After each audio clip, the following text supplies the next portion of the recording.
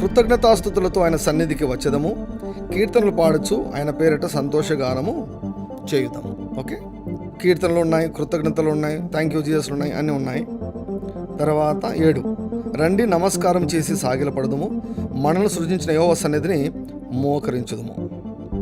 Seventh verse is worship అన్నమాట. Okay, రెండవది వచ్చేసి కృతజ్ఞతా స్తుతి. 2వ వచనము కృతజ్ఞతా స్తుతి, 7వ వచనము ఆరాధన.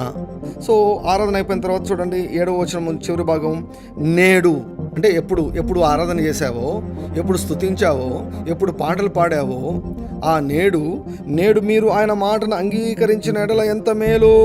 when the Holy Spirit is working, we will get results, our questions will be answered. మన ప్రశ్నలకు జవాబులు వచ్చేస్తాయి.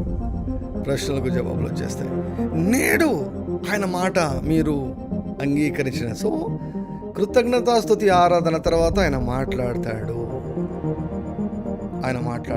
ఆ మాటలను మనము అంగీకరించినప్పుడు ఆ మాటలు ఫలితాలను తీసుకొని వస్తాయి. వాక్యము లేకుంటే విత్తనము లేనట్లే. విత్తనం లేకుండా పంట వస్తుందా? చూడండి, విత్తనం లేకుండా ఎక్కడైనా పంట పడిందా సూపర్ న్యాచురల్గా?